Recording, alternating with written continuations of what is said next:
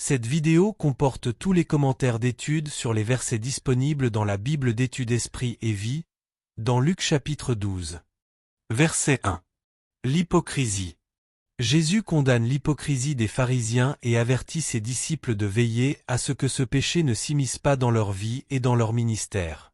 Premièrement, l'hypocrisie est une attitude qui consiste à agir comme étant ce que l'on n'est pas, par exemple, agir publiquement comme un croyant fidèle en tout point, alors qu'en réalité, on dissimule un péché caché ou de l'immoralité, de l'avarice, de la convoitise ou toute autre forme d'injustice. L'hypocrite, ici, est celui qui trompe les autres en ce qui concerne la pratique de la justice, voir l'article sur les faux docteurs.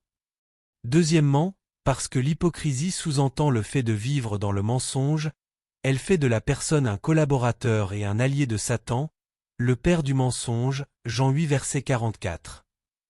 Troisièmement, Jésus avertit ses disciples que toute hypocrisie et tout péché caché seront exposés, sinon dans cette vie, au moins au jour du jugement, voir Romains 2 verset 16, 1 Corinthiens 3 verset 13, 4 verset 5, Apocalypse 20 verset 12. Ce qui est fait dans le secret, derrière les portes closes, sera un jour révélé aux yeux de tous, versets 2 à 3. Quatrièmement, l'hypocrisie est le signe qui laisse présager que l'on ne craint pas Dieu, verset 5, et que l'on ne possède pas le Saint-Esprit et sa grâce régénératrice, voir Romains 8 versets 5 à 14.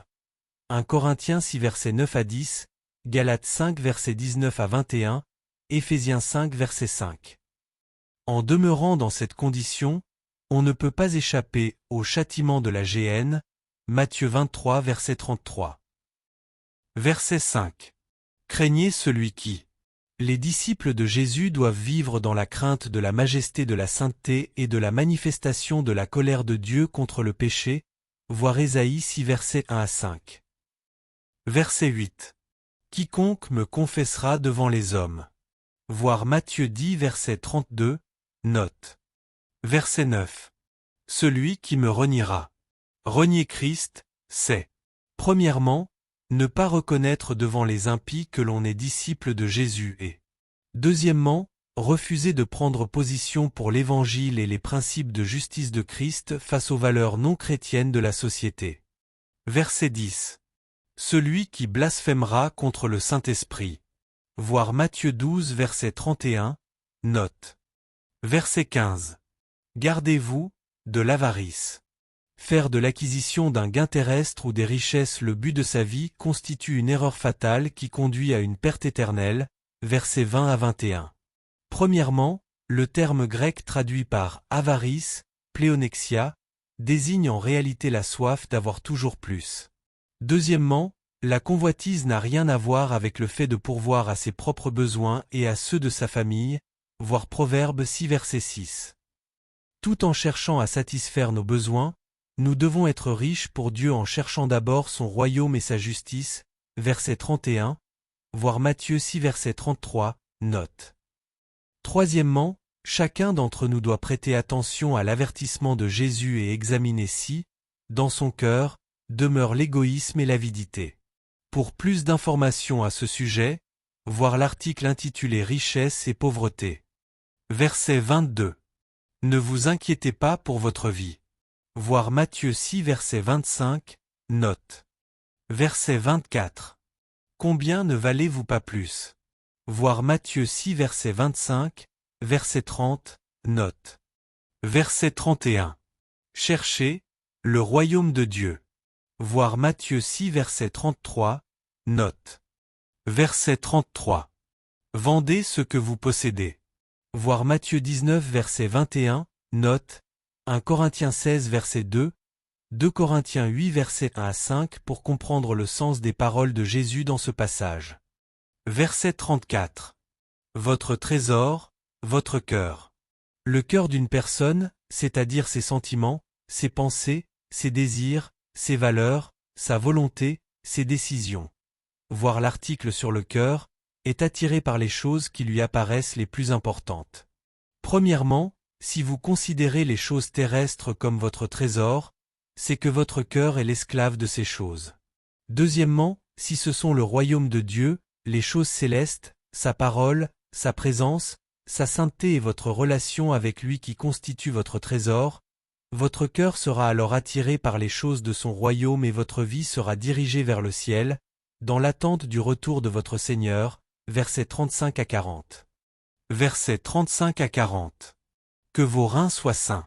En ce qui concerne le retour du Seigneur pour son peuple, l'Église du Nouveau Testament ne savait rien d'autre que le fait qu'il était proche et qu'il pouvait avoir lieu à n'importe quel moment, voir Marc 13 verset 35, note, voir l'article sur l'enlèvement.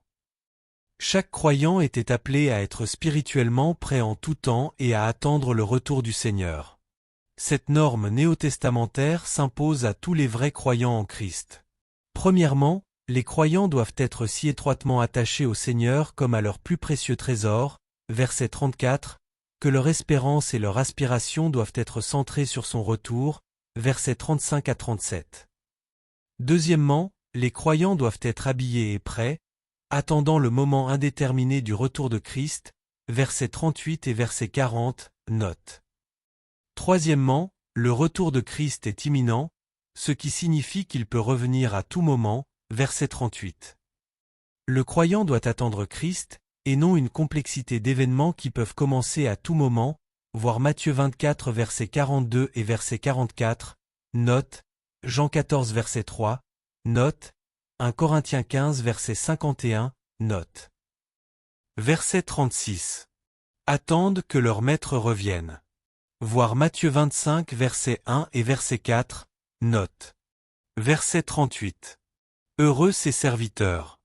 La bénédiction particulière que constitue la présence et la sollicitude de Christ est réservée à ceux qui, tout en se préparant et en restant fidèles, attendent, verset 36, et veillent, verset 37, jusqu'à ce que le Seigneur revienne. Verset 40. À l'heure où vous n'y penserez pas. Les serviteurs de Dieu doivent toujours être prêts, spirituellement parlant, et obéissants, verset 35, car le Seigneur reviendra à un moment indéterminé.